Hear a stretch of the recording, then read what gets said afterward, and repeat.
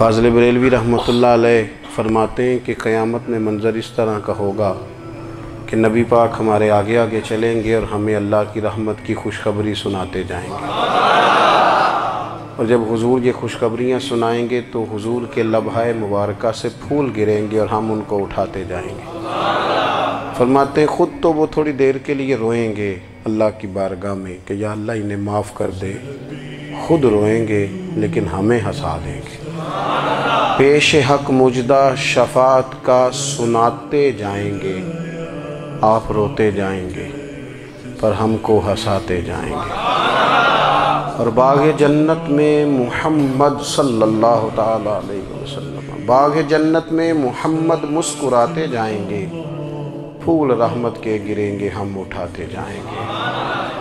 حشر تک ڈالیں گے ہم پیدائش مولا کی دھوم، اور مثل فارس نجد کے قلعے گراتے جائیں گے۔ اور کیا ذوق بیان کیا، فرمانے لگے خاک ہو جائیں عدو جل کر مگر ہم تو رضا، دم میں جب تک دم ہے ذکر ان کا سناتے جائیں گے۔ جب تک سانسوں کی ڈوری چل رہی ہے، دم میں جب تک دم ہے ذکر ان کا سناتے جائیں گے۔ اللہ تبارک و تعالیٰ نے ہمارے محبوب کریم علیہ السلام کو دنیا میں بھیجا تو فرمایا یا ایھا الناس قد جاءکم برہان من ربکم، اے لوگو تمہارے پاس تمہارے رب کی دلیل آ گئی ہے۔ اللہ تبارک و تعالیٰ نے محبوب پاک علیہ السلام کو سراپا دلیل بنا کے بھیجا۔ باقی انبیاء کرام علیہم السلام کے پاس بھی اپنی نبوت کے دلائل کے طور پر بے شمار معجزات تھے، اور حضور کریم علیہ السلام کے تو پورے وجود کو ہی اللہ نے معجزہ بنایا ہے۔ اور نبی پاک صلی اللہ تعالیٰ علیہ وآلہ وسلم کی نبوت کی دلیلیں، حضور کے رسالت کے مستحکم دلائل جگہ جگہ آپ کو ملیں گے۔ سب سے پہلی چیز تو یہ سمجھنے والی ہے کہ نبی پاک علیہ السلام نے جس چیز کو سب سے پہلے اپنی نبوت کی دلیل کے طور پر بیان فرمایا وہ حضور کا کردار ہے، سیرت ہے، عمل ہے، حضور کا لوگوں کے ساتھ رویہ ہے۔ نبی پاک علیہ السلام کی تبلیغ کے 3 دور ہیں۔ ایک تو حضور نے اپنے قول سے تبلیغ فرمائی ہے، وہ 40 سال کی عمر سے محبوب نے اعلان فرمایا اور تبلیغ کی۔ اور ایک نبی پاک صلی اللہ تعالیٰ علیہ وسلم بالواسطہ حضور کی تبلیغ ہے جو آج تک جاری ہے۔ امت کے علماء، مشائخ، مبلغین حضور کے دین کو آگے پھیلا رہے ہیں، تو دراصل یہ بھی تبلیغ رسول پاک علیہ السلام ہی کی تبلیغ۔ اور ایک حضور کی تبلیغ کا دور ہے، حضور کی پیدائش سے لے کر ولادت مبارکہ سے لے کر حضور علیہ السلام کے اعلان نبوت تک۔ اس دوران نبی پاک نے جو تبلیغ فرمائی ہے وہ اپنے کردار سے فرمائی ہے۔ عرب کا وہ معاشرہ جو بڑا میلا کچیلا گدھلا ہو چکا تھا، جس کے اندر سراسر مادہ پرستی کا زور تھا، جس کے اندر لوگ انسانوں کی خرید و فروخت کرتے تھے، جس کے اندر بیٹیوں کو زندہ دفن کر دیتے تھے، جس کے اندر جو آدمی جتنا زیادہ مضبوط ہوتا تھا اتنا زیادہ لٹیرا بن جاتا تھا، اس معاشرے کے اندر رسول کریم علیہ السلام نے 40 سال گزارے، اور اس طرح گزارے کہ جو بیگانے بھی تھے وہ بھی کہا کرتے تھے یہ صادق ہیں، یہ امین ہیں۔ اور جب حضور نے اعلان نبوت کیا تو فرمایا، یہ قرآن مجید کے لفظ ہیں، فرمایا فَقَدْ لَبِثْتُ فِيكُمْ عُمَرًا مِّن قَبْلِهِ أَفَلَا تَعْقِلُونَ، میں تمہارے بیچ عمر کا ایک حصہ گزار چکا ہوں، تمہیں عقل نہیں ہے، شعور نہیں ہے۔ نبی کریم علیہ السلام نے اپنے کردار کو، اپنے عمل کو اپنی نبوت کی دلیل کے طور پر بیان فرمایا۔ وہ تو حضرت حلیمہ بھی فرماتی ہیں نا، جب میں نبی کریم علیہ السلام کو اپنے گھر لے گئی تو میرا اپنا بچہ بھی دودھ پیتا تھا، 2 میرے بیٹے ہو گئے، ایک میری یہ نسبی اولاد اور حضور میری رضائی اولاد۔ تو کہتی ہیں جب میں کریم محبوب علیہ السلام کو اپنے سینے سے لگاتی تھی تو حضور میرے ایک پستان سے دودھ پیتے تھے اور دوسرا اپنے بھائی کے لیے چھوڑ دیا کرتے تھے۔ یہاں سے رسول کریم علیہ السلام نے کردار کے ذریعے تبلیغ، اور پھر اعلان نبوت سے پہلے ایک تنظیم عرب کے جوانوں پر، عرب کے سرداروں پر مشتمل بنائی گئی، جس میں نبی کریم علیہ السلام نے بڑا حصہ لیا سرکار نے، اور बड़े अहम लोगों को शऊर हुजूर ने अता फरमाए। वो उस जमात का फैसला था कि हम सारे जवान, सारे बड़े लोग मिलेंगे। ये हुजूर के ऐलान नबूवत से पहले की बात है। हम बड़े लोग मिलेंगे, किसी बड़े को किसी छोटे पर जुल्म नहीं करने देंगे, किसी आदमी को किसी गरीब का हक नहीं खाने देंगे। हुजूर अलैहिस्सलाम ने ना अपने किरदार से, अपने अमल से, और आपका जो अमल होता है ना वो असल होता है। एक होता है आप कोई बात करते हैं और एक होता है कि आप कोई अमल करते हैं। आप जब अमल करते हैं तो अमल के ज़रिए भी लोगों तक बात पहुंचती है कि दरअसल आपका उठना बैठना चलना फिरना क्या है। मेरे रसूल करीम अलैहिस्सलाम का उठना भी एक नबी का, बैठना भी एक नबी का, बात करना भी एक नबी का, मामलाते ज़िंदगी करना भी एक नबी का, लेन देन करना भी एक नबी का। एक शख्स कहते हैं मैंने ऐलान नबूवत से पहले हुजूर अलैहिस्सलाम से कुछ चीज़ ख़रीदी थी और मैंने अर्ज़ किया था आप यहाँ तशरीफ़ रखें, मैं पैसे लेके आता हूँ। मैं 3 दिन के बाद आया। देखो ये बात करनी कितनी आसान है, बोलनी कितनी आसान है, पर 3 दिन यहाँ मेरे भाई को किसी शख्स को 2 घंटे इंतज़ार करना पड़ जाए तो लोग कहते हैं अल इंतज़ार व अशद्दु मिनल क़त्ल। ये तो कत्ल से ज़्यादा तकलीफ़ वाला मामला है, मुंतज़िर रहना किसी का। कहते 3 दिन के बाद में आया तो मेरे रसूल करीम वहीं तशरीफ़ फरमाया। बस इतना फरमाया यार तुमने मुझे बड़ी तकलीफ़ में डाल दिया, 3 दिन हो गए यहाँ रुके हुए। तो हुजूर ने अपने किरदार को, अपने अमल को, अपने मामलात को सबसे पहले अपनी नबुव्वत की दलील के तौर पर पेश किया। किसी ने क्या खूब कहा था कि जो तेरी जान के दुश्मन हैं वो भी कहते हैं, वो जो तेरी जान के दुश्मन है, बज़ाहिर तो आए हैं ना हिजरत की रात जान ले ले, लेकिन अमानतें हुजूर के घर में रखी हुई हैं, अमानतें काशाना नूर पे पड़ी हैं। वो जो तेरी जान के दुश्मन है वो भी कहते हैं कि अमीन तू है और सदाकत की आबरू तू है। अमीन भी तू है, सदाकत की आबरू तू है। तो पहले किरदार। फिर दूसरी बात, अल्लाह ताला ने अपने महबूब अलैहिस्सलाम को अपना मुतलक नायब बनाकर, अपना महबूब आज़म बनाकर, वैसे ही सारे इंसानों के बारे में कहा वइज़ क़ाल रब्बुका लिल मलाइकति इन्नी जाइलुन फिल अर्दि खलीफा, मैं ज़मीन में अपना नायब बनाने वाला हूँ। लेकिन हुजूर अलैहिस्सलाम तो महबूब है ना, हुजूर की नियाबत तो महबूबियत के दर्जे पर फायज है। तो रसूल पाक को रब करीम ने इस तरह का बना के भेजा कि हज़रत अब्दुल्लाह इब्न रवाहा रज़ियल्लाहु ताला अन्हु बयान फरमाते हैं कि अगर हुजूर कोई मौजज़ा न भी दिखाते, नबी करीम अलैहिस्सलाम से कोई एजाज़ लोग न भी देखते, तो महबूब का तो चेहरा ही इस तरह का था, लोगों ने देखते जाना था और कलमा पढ़ते जाना था। लेकिन बावजूद इसके मेरे रसूल पाक का एजाज़ ये है, कमाल ये है कि हुजूर कभी इशारा कर दें तो चाँद 2 टुकड़े हो जाए, कभी दुआ मांग दें तो डूबा हुआ सूरज वापस आ जाए, कभी महबूब गुजरने लगे तो पत्थर आप पर सलाम पड़े, कभी हुजूर पहाड़ पर चढ़ जाएं तो पहाड़ वज्द में आकर झूमने लगे, महबूब का कभी नमाज पढ़ाते इरादा बन जाए तो अल्लाह ताला किबले का रुख ही तब्दील फरमा दे। क्या खूबसूरत सोच है और क्या नज़रिया देते हैं बरेली के इमाम। फरमाते इजाबत का जोड़ा, इनायत का सेहरा, दुल्हन बन के निकली दुआए मोहम्मद, और इजाबत ने झुक कर गले से लगाया बड़ी नाज से जब दुआए मोहम्मद। देखो खुदा की रज़ा चाहते हैं दो आलम, खुदा चाहता है रज़ाए मोहम्मद सल्लल्लाहु ताला अलैहि वसल्लम। और एक मकाम पे फरमाते हैं नाइबे दस्ते कुदरत पे लाखों सलाम, नाइबे दस्ते कुदरत पे लाखों सलाम। तो अल्लाह ताला ने नबी पाक सल्लल्लाहु अलैहि वसल्लम को जो एजाज़। फिर एक और बात, तो फी नफ्स ही ये तुमने खुद जुल्म किया है अपने माँ बाप पर। क्यों तुमने ऐसा लहजा इख्तियार किया कि जिससे सामने वाले की अना जाग जाए और वो तुम्हारे मुकाबले में आकर के खड़ा हो जाए। क्यों तुमने इस तरह के अंदाज इख्तियार किए कि जिससे सामने वाला भी सारे पंजे खड़े करके बाहर निकल आए और कहे आ जाओ फिर मैं अभी मैदान में हाजिर हूँ।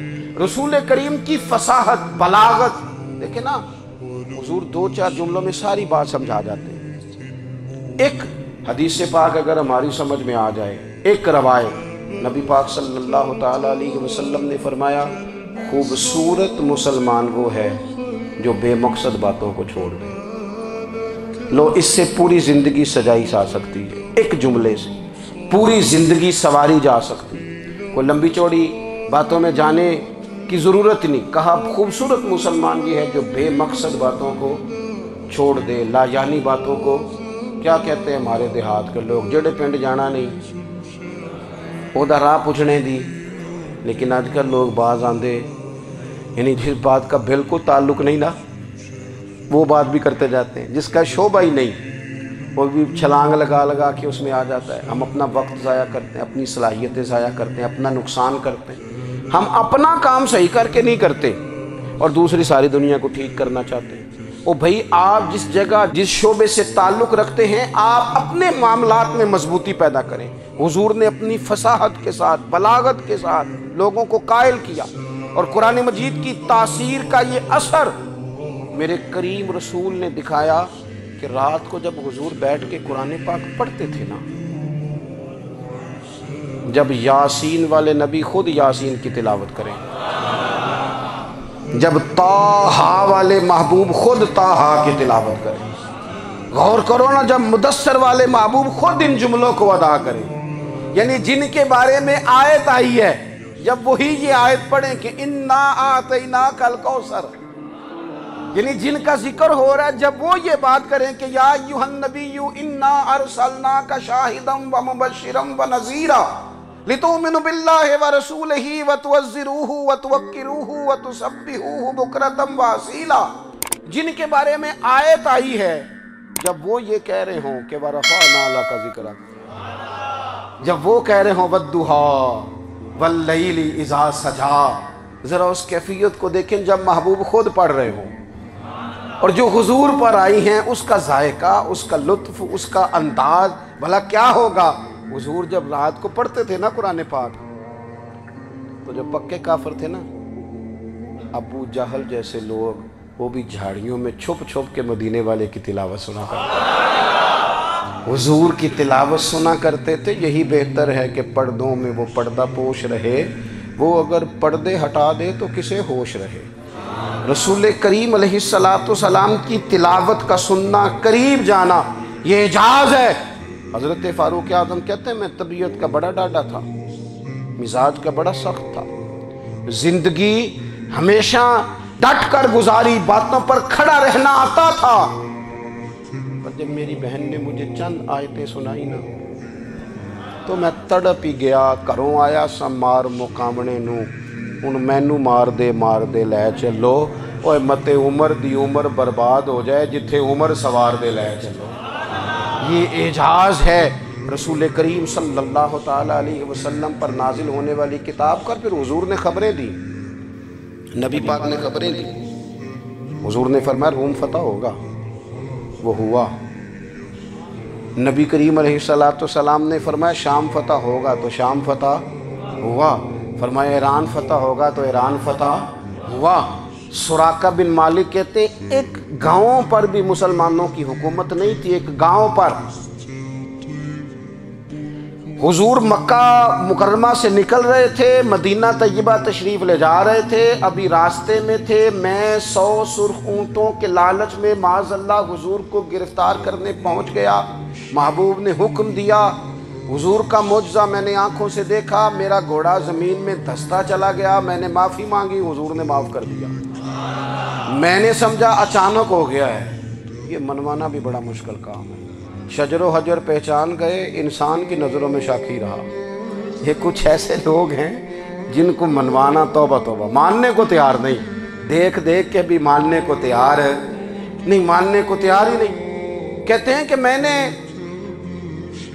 پھر چاہا آگے بڑھنا، تو پھر زمین کے اندر میرے گھوڑے کے پیر دھنسنے لگے، پھر معافی مانگی۔ کریم تیرے معاف کرنے کی ادا پہ بھی قربان جائیں۔ یہ نہیں فرمایا کہ تو بار بار یوں ہی کرتا ہے، فرمایا معافی مانگتا ہے، جا میں نے معاف کیا۔ کہتے ہیں 3 دفعہ میں آگے بڑھا، 3 دفعہ حضور نے معاف کیا تو مسکرا کے فرمانے لگے تو یہاں مجھے گرفتار کرنے آیا ہے، وہ کیسر روم کا علاقہ فتح ہوگا۔ وہ کنگن جو پہنتا ہے نا ہاتھوں میں، بادشاہ کے کنگن معروف ہیں، وہ تیرے ہاتھوں میں آئیں گے۔ اللہ کرے آپ سمجھیں۔ یہ جو لوگ ڈری ڈری سہمی اور ہمارے بچے مایوسی کی معاذ اللہ باتیں کرتے ہیں، وہ دیکھیں حضور کس طرح کی گفتگو فرماتے ہیں۔ ابھی ایک گاؤں پر بھی اسلام کی حکومت نہیں، لیکن حضور کا خبر دینے کا انداز، کریم فرمانے لگے وہ کیسر روم کے جو کنگن ہوں گے وہ تیرے ہاتھوں میں آئیں گے۔ جناب سراقہ بن مالک فرماتے ہیں کہ میں مسلمان ہو گیا، حضور کا وصال ہو گیا، کنگن نہیں آئے۔ حضرت ابوبکر صدیق کا وصال ظاہری ہو گیا، کنگن نہیں آئے۔ جناب عمر کا دور آ گیا، سراقہ بوڑھے ہو گئے۔ کوئی بندہ پوچھتا نا کہ اب تو عمر ڈھل گئی ہے، زندگی کا پتہ نہیں، کہنے لگے نہیں میں نہیں جاتا، جب تک کنگن نہیں آتے اسرائیل کوئی نہیں آئیں گے، کیونکہ ساڈے نبی دی زبان ساڈے واسطے قرآن، جو دن کو کہہ دیا دن ہے تو دن نکل آیا، جو شب کو کہہ دیا شب ہے تو رات ہو کے رہی، اور خدا نے ان کی زبان کو وہ اختیار دیا، جو نکلی منہ سے ان کے وہ بات ہو کے رہی۔ اور فاضل بریلوی کا تو انداز ہی پھر انوکھا ہے نا، وہ تو کہتے ہیں وہ زبان جس کو سب کن کی کنجی کہیں، جس کو سب کن کی کنجی کہیں، اس کی نافذ حکومت پہ لاکھوں سلام۔ کہنے لگے نہیں آتے حضرت اسرائیل، فکر نہ کرو، بوڑھے ہو گئے تھے، نکلنا گھر سے بند کر دیا تھا، حضرت عمر کا دور تھا، کنگن آ گئے۔ حضرت فاروق اعظم نے ان کے پوتوں سے، نواسوں سے، بچوں سے کہا جاؤ بلا کے لاؤ، کا دادا جان بوڑھے ہیں، فرمایا تم کان میں کہہ دینا کنگن آ گئے، پھر تم دیکھنا تو صحیح۔ پھر حضرت سراقہ آئے، حضور نے جو خبریں دیں، نبی پاک علیہ السلام نے جو گزشتہ قوموں کے احوال بیان کیے، اور پھر میرے نبی پاک علیہ السلام نا دنیا میں عزتیں دینے آئے، عزتیں۔ یہ مزاج ہمیں کم کرنا چاہیے، یہ جو ہم ساری زندگی اس کام میں لگا دیتے نا کسی کو نیچا کیسے دکھانا ہے، یہ انداز حضور نے نہیں ہمیں دیا۔ اب دیکھو حضور تشریف لائے تو ہمیں پتہ چلا کہ حضرت یوسف جیسا سونا کوئی نہیں، حضور تشریف لائے تو ہمیں پتہ چلا کہ حضرت داؤد جیسی خوبصورت آواز کسی کی نہیں، حضور تشریف لائے تو ہمیں پتہ چلا کہ جناب عیسیٰ علیہ السلام کا فقر اختیاری کس طرح کا تھا، محبوب تشریف لائے تو ہمیں پتہ چلا کہ حضرت موسیٰ کا جلال کس طرح کا تھا۔ یہ تو حضور آئے تو نبی پاک علیہ السلام نے اس کی بھی عظمت بیان کی، اس کی بھی شان بیان کی، حضور نے بتایا کہ ابوبکر صدیق کی شان کیا ہے، فاروق اعظم کا مرتبہ کیا ہے، عثمان غنی کی حیا کیا ہے، مولا علی کی شجاعت کیا ہے، اہل بیت نبوت کی عظمت کیا ہے۔ حضور آئے عزتیں دینے، ماں کو عزت دی مدینے والے، کہا جس کا باپ راضی ہو گیا اس کا رب راضی ہو گیا۔ فرمایا جو 2 بیٹیاں 3 بیٹیاں 4 بیٹی بہنیں یا 1 بیٹی یا بہن بیاہ کے آ گیا نا، اس طرح میری 2 انگلیاں جڑی ہوئی ہیں، میرے ساتھ جڑ کے جنت میں جائے گا۔ رسول کریم صلی اللہ تعالی وسلم نے عزت دی، عزت دی۔ حضور عزتیں دینے، کوئی اعزاز نہیں، ان پڑھ بندہ ہے، سادہ ہے، غریب ہے، مزدوری کرتا ہے، ہاتھوں پہ چھالے، یا رسول اللہ اس کا بھی کوئی اعزاز ہے؟ قربان جائیں، میرے کریم نے عزت دی، فرمایا محنت کر کے روزی کمانے والا تو اللہ کا دوست ہے، یہ اینٹیں اٹھانے والا، یہ مشقتیں کرنے والا، یہ صبح دیہڑی پہ جانے والا، یہ بیچارہ جو اچار سے روٹی کھاتا ہے، تو نے ہر شخص کی قسمت میں یہ عزت لکھی اور آخری خطبے کی صورت میں وصیت لکھی۔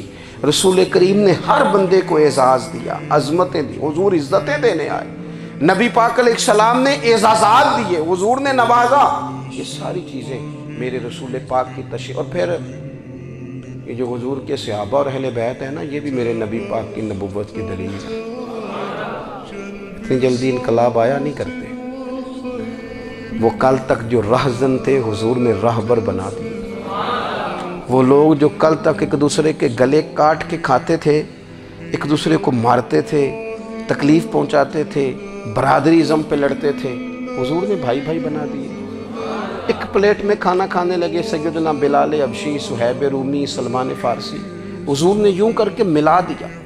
نبی کریم علیہ السلام نے تقسیمیں ختم کر دی دنیا، حضور کہ صحابہ نے اپنا کردار اس طرح کا دکھایا، اتنا بلند کیا، اور صحابہ کرام علیہم رضوان اس کو دیکھ کر اتنی بلندیوں پہ گئے کہ کی گواہیاں اللہ کا قرآن دیتا ہے۔ فرمایا محمد الرسول اللہ والذین معہ اشداء علی الکفار رحماء بینہم تراہم رکعا سجدا یبتغون فضلا من اللہ ورضوانا۔ فرمایا یہ جو میرے محبوب کے ساتھ والے ہیں کافروں پر سخت ہیں، آپس میں نرم دل ہیں، تم جب بھی انہیں دیکھو گے سجدے کرتے دیکھو گے، رکوع کرتے دیکھو گے، تم انہیں دیکھو گے اللہ کی رضا کے متلاشی ہیں۔ انہیں ساری مادہ پرستی سے نکال کر محبوب نے رب کی رضا کے رستے پہ ڈال دیا۔ میرے نبی کریم سید عالم صلی اللہ تعالیٰ علیہ وسلم کی نبوت کے دلائل کے طور پر یہ ساری چیزیں آئیں۔ بس میں بات سمیٹنے لگا ہوں۔ حضور کا جو اخلاق ہے نا وہ بھی نبی کریم علیہ السلام کی نبوت کی بہت بڑی دلیل ہے۔ وَإِنَّكَ لَعَلَىٰ خُلُقٍ عَظِيمٍ۔ محبوب ہم نے آپ کو نا خلق عظیم کا مالک بنایا ہے۔ کچھ لوگ سمجھتے ہیں صرف آپ کا بولنے کا انداز ٹھیک ہو تو آپ با اخلاق ہیں۔ نہیں بھائی، بولنے کا انداز ٹھیک ہونا با اخلاق نہیں، سچ بولنا اخلاق کی علامت ہے۔ آپ کا حق بات کرنا اخلاق ہے، آپ کا صحیح گواہی دینا اخلاق ہے، آپ کا اللہ تعالیٰ کی طرف سے آزمائش آنے پر صبر کا مظاہرہ کرنا اونچا اخلاق ہے۔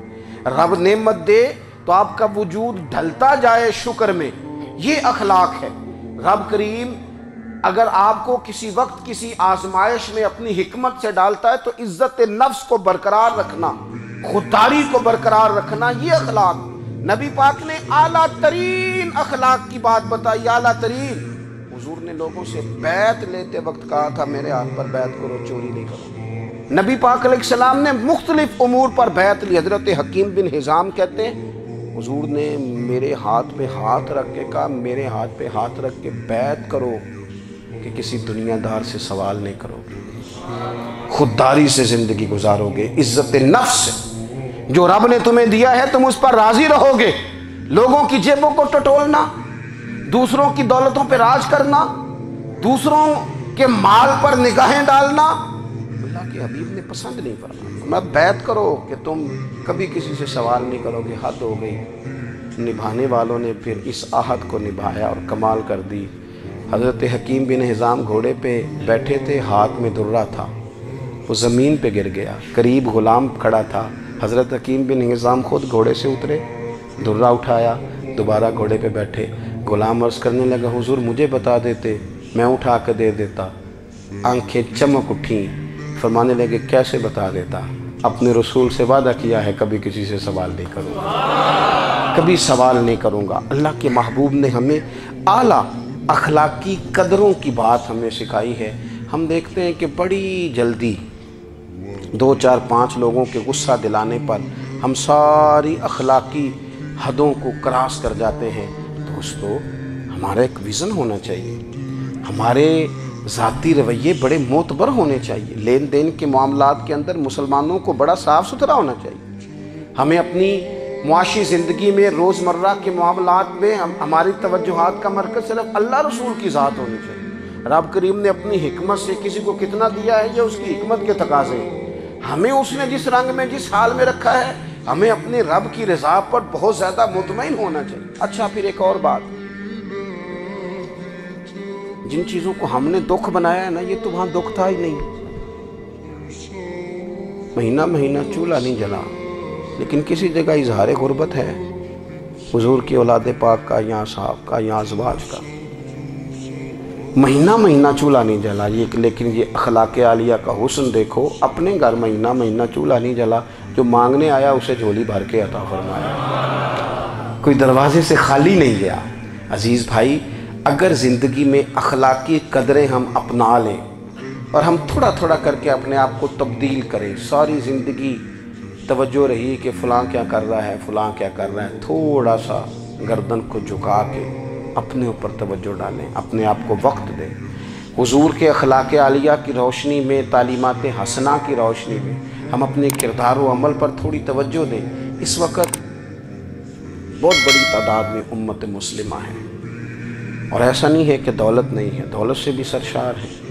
ہمارے ہاں بڑے بڑے انجینئر ہیں، بڑے بڑے ڈاکٹر ہیں، لیکچرار ہیں، ہمارے پاس بڑے بڑے ہاسپٹل ہیں، بڑا کچھ ہے، لیکن کردار و عمل کے بادشاہ اپنی زندگی تقوی کی روشنی میں گزارنے والے ان لوگوں کی تعداد کم ہے۔ اگر کوئی آج بھی سارے کام نیک کرے لیکن جائیداد میں سے بیٹی کا حق رکھ جائے تو پھر اس نے کیا میلاد منایا؟ اگر آج بھی جو 2-4 لوگ بیچارے اس کے زیر دست ہیں، ملازمین ہیں، ان کے ساتھ اس کا رویہ انتہائی سخت ہو تو اس نے کیا میلاد منایا؟ اگر آج بھی وہ برادری ازم کی بنیاد پر دوستیاں کرے اور چھوٹے بڑے کی وہ تقسیم رکھے، جسے حضور نے فرمایا کہ قبیلے تو تعارف کے لیے، ورنہ کسی عربی کو اجمی پر، گورے کو کالے پر کوئی فضیلت نہیں۔ اگر کوئی آج بھی اس برادری ازم کا قائل ہے پھر اس نے کیا میلاد منایا؟ اگر کوئی شخص آج بھی اپنے آپ کو مادہ پرستی میں پوری طرح دھکیل چکا ہے اور رضا الہی کا مسافر نہیں بنا تو اس نے کیا میلاد منایا؟ اپنی طبیعتوں میں روحانی تبدیلی اور وہ خاص افکار جو حضور اپنے غلاموں میں پیدا فرماتے ہیں، ان افکار کو پیدا کرنا، سوچوں کو بدلنا، سوچوں کو، نظریات کو بدلنا، اپنے روزمرہ کے معاملات کا جائزہ لینا کہ ہم کس طرح آگے بڑھ سکتے ہیں اور کس طرح ہم ایک بہترین امتی اور ایک بہترین مسلمان بن سکتے ہیں، اس پر توجہ دینا، یہ میلاد ہمیں سبق دیتا ہے۔ اللہ تعالیٰ مجھے اور آپ کو عمل کی توفیق عطا فرمائے۔ آخر دعوایا ان الحمدللہ۔